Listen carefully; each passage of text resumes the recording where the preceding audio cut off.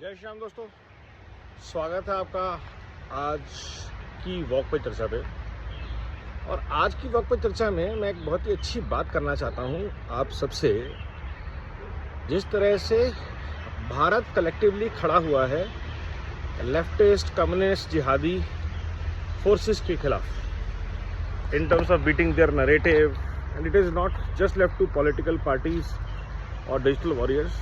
Every common Bharatiya, not aligned to any political party per se, BJP. Let's say I am not the member of BJP, not an office bearer. I hardly meet any BJP official, MP, and forget Modi ji.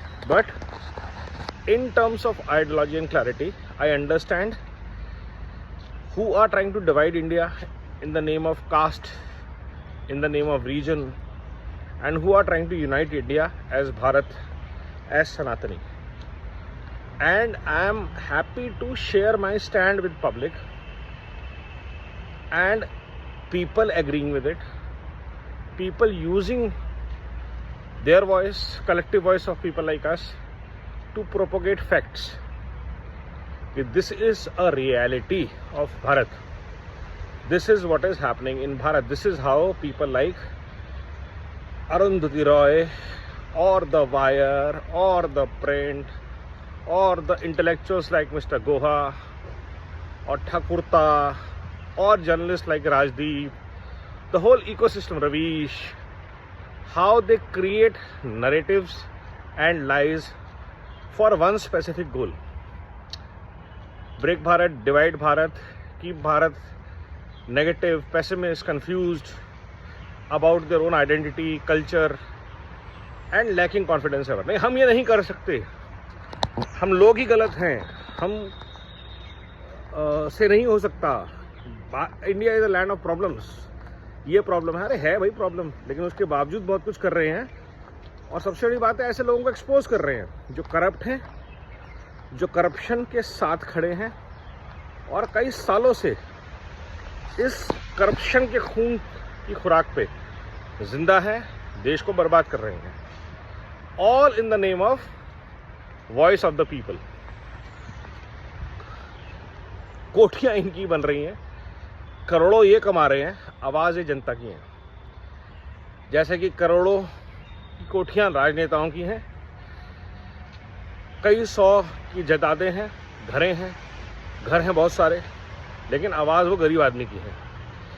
और ऐसे ही IAS officers हैं, IPS officers, जिनके रोज किस्से हम सुन रहे हैं, लेकिन ये किस्से आज सामने आ रहे हैं, वो पैसे रिकवर किए जा रहे हैं, रोज किए जा रहे हैं।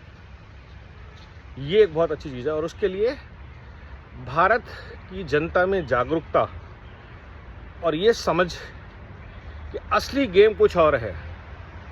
असली गेम जो है वो है भ्रष्टाचार के खिलाफ, और बाकी सब बातें बेमानी हैं। तो लोग खुल के बता रहे हैं कि इस तरह से रिजर्वेशन के नाम पे भ्रष्टाचार हो रहा है, किस तरह से पावर के नाम पे भ्रष्टाचार हो रहा है, किस तरह लैंड अलॉटमेंट के नाम पे भ्रष्टाचार हो रहा है, और कंप्लेंट्स हो रही हैं और उन कंप्लेंट्स पे एक्शन हो रहा है। न झूठे नरेटिव्स के अगेंस्ट काउंटर नरेटिव चलते हैं। महुआ मोइत्रा कुछ भी बोल के निकल नहीं सकती आज, या आरफा शेरवानी जैसे जर्नलिस्ट उल्टे सीधे इंटरव्यू, या वॉशिंगटन पोस्ट जैसा रेप्यूटेड अखबार अगर भारत के खिलाफ झूठ बोलेगा, गलत लिखेगा भारत के बिजनेसेस के खिलाफ, brands, businesses, people who are building Bharat, उनके खिलाफ अगर वो कुछ लिखता है, तो भारत रिटेलिएट करता है और बहुत स्ट्रांगली रिटेलिएट करता है और कंस्ट्रक्टिवली रिटेलिएट करता है, पॉजिटिवली रिटेलिएट करता है with our power, our resources, not just a boycott कि हमारे पास ऑल्टरनेट है, या तो हम तुम्हें बर्बाद कर देंगे बिजनेस में, या तो हमें खरीद लेंगे। जो सनातन भारत है वो किसी को सर तन से जुदा की धमकी नहीं देता, लेकिन जो लोग वो धमकी देते हैं उनके साथ कौन खड़े होते हैं? नक्सलवादी खड़े होते हैं, लेफ्टिस्ट खड़े होते हैं, और पूरा का पूरा एक पॉलिटिकल इकोसिस्टम खड़ा होता है, जर्नलिस्ट भी खड़े होते हैं बहुत सारे। नहीं, वो लोग तो दुखी हैं, प्रताड़ित है, इसलिए बोल रहे हैं, उनका मतलब नहीं। और जब वो काट देते हैं गर्दन किसी की, तो कोर्ट उस वीडियो को एडमिसिबल एविडेंस नहीं मानता जिसमें वो लोग कह रहे हैं कि हम इसका गर्दन काटेंगे, और काट देते हैं। और उस ऐसे लोगों के खिलाफ भारत खड़ा हो रहा है, भारत बात कर रहा है। ये हम सबकी कलेक्टिव अचीवमेंट है और इसके लिए आप सबको बहुत बहुत धन्यवाद, साधुवाद। इसी जागरूकता के साथ, इसी विश्वास के साथ, इसी परिवर्तन के बोध के साथ लगे रहना है, अपनी बात करते रहना है, उठाते रहना है और भारत को आगे बढ़ाने के प्रयास में in spite of all challenges प्रयासरत रहना है हमेशा। नमो भारत, वंदे मातरम, जय हिंद।